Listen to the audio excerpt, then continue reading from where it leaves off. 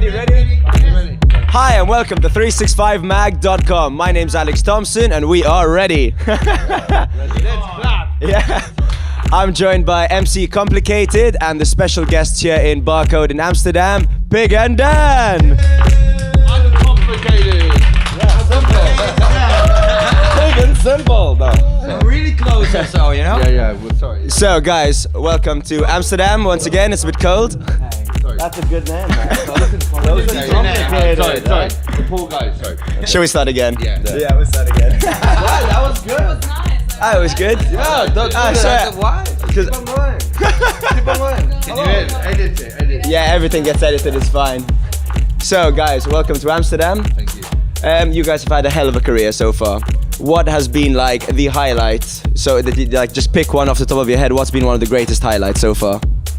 I think, of course, when Cocoon took us on board to play at Cocoon Club for the first couple of times, and we were really brought into the proper techno industry, because before we were a bit more progressive a long time ago. So when that door opened, I think that was very much one of the highlights for us, because we were accepted into the techno community. No? Yeah, I guess Amnesia was also very big. Ibiza, playing in Amnesia in the terrace and in the big room. Thanks to Papa Sven, that was probably a highlight and a privilege. And that's. There's been a lot of highlights. Sure. We're lucky. We've touched wood. We've been very lucky. Yeah, you've come a long way, and I imagine you've got a lot further to go. So do you have some big plans for this year? Like big summer plans? I'm sure you've got some big bookings and things. Yeah, the bookings are looking good. I mean, around here we got Tomorrowland, things like that.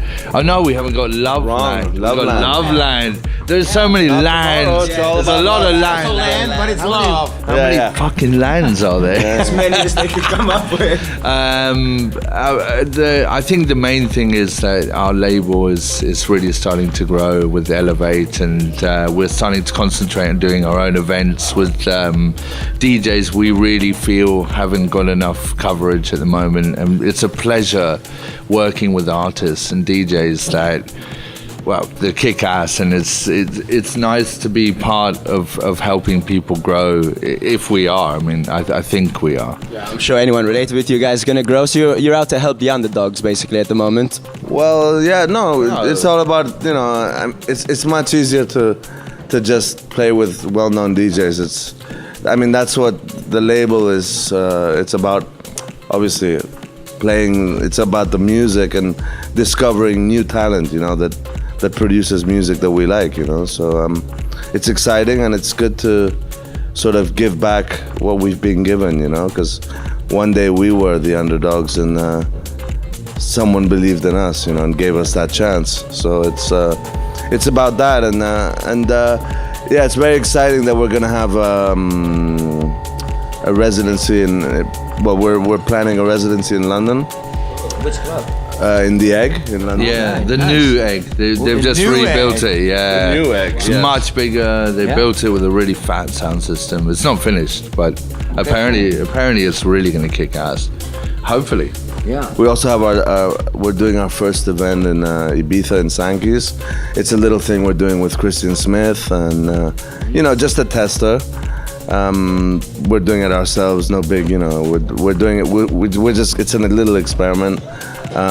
Maybe we're looking into residency in Amsterdam. We love the Dutch, and the Dutch love us, I think, and we really have fun when we come here. Yeah. It's very simple, actually. No. Yeah, no. Rather than complicated. Complicated. No, but the vibe, we have to admit, the vibe every time we come here is wonderful. The people are up for a party, which is really important, and I love your sound, man. Well, Yeah, it's an incredible sound. Yeah. Dutch seem to love your sound. So can we go back a bit in time? And in your bios and any research anybody does in you, it says you guys met on a plane to Spain, and you realized your philosophies were the same. So what was that philosophy? Yeah, that's what's up. we got like a We've got the MC here, yeah, rap sensation. So what was this shared philosophy that you two found within each other on the plane, sort of? It's a love for music, man. No, but it's a bit like fate. I guess for It us, was. with the music, for us, it's always been a certain flow. Like music found me, and we sort of.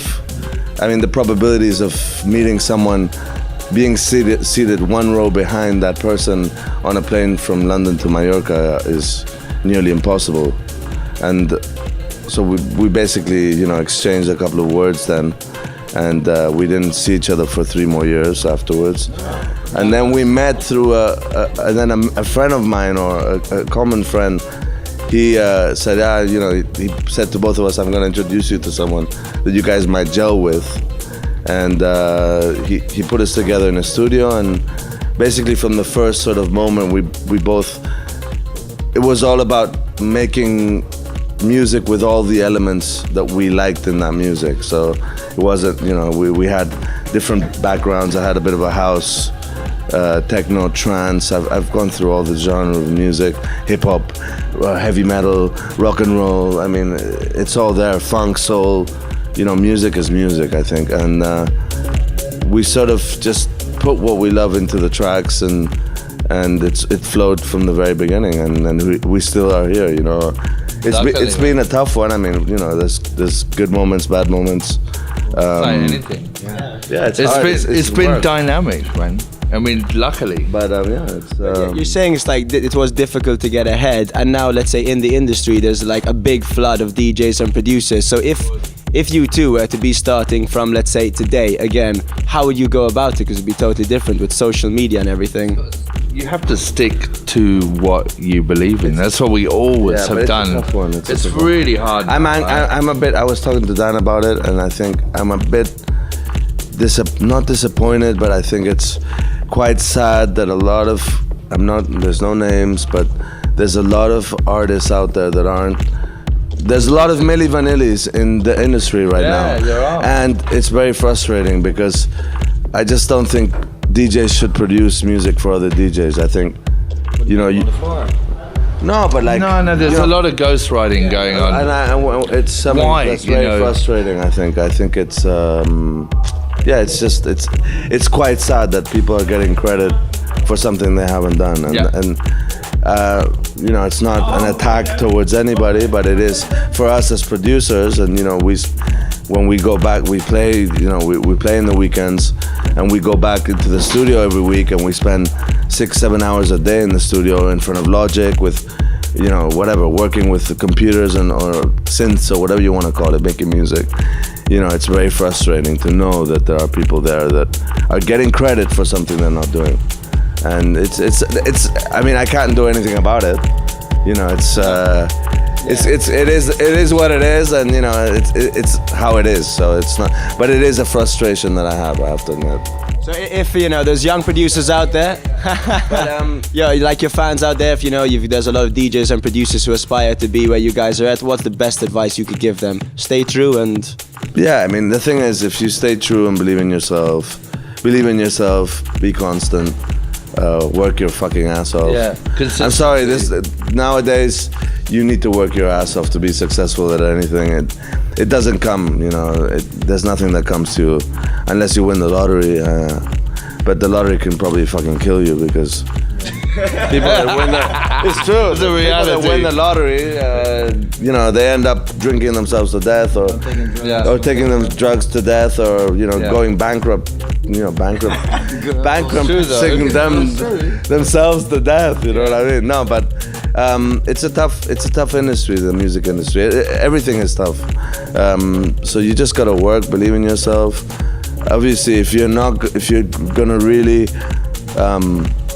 go underground or make music that's not so commercial, it's gonna be a long, hard way. Rather than trying to make something that's gonna be commercial, because it's the easy way out. It's easy, but it's not so easy to write a commercial track nowadays either. It's not. Can I ask you something, guys? How about 10 years together almost? No, we passed it. We passed it. Yeah, already. Already 10 years. Yeah, man. And still sitting Look at together those in the plane. lines. And still together in the plane. Yeah, no, absolutely. Because they say always when you travel together or go on holiday, you really get to know somebody. Absolutely. I mean, I think we both. Tell me some strong points from Pig. Well, Igor, no. Dude, that's No. strong No, is no. boring. It's like Yeah, the weaknesses. Tell me some really weaknesses. bad, shitty fucking things.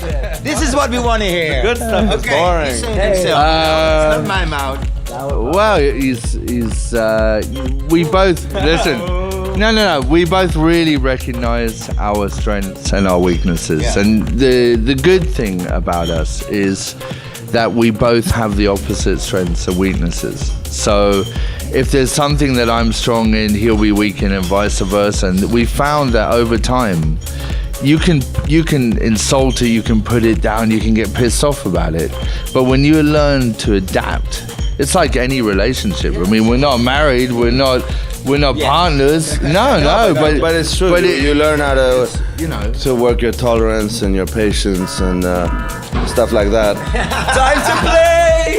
Turn the alarm! Ring the alarm! Big and Dan! No, and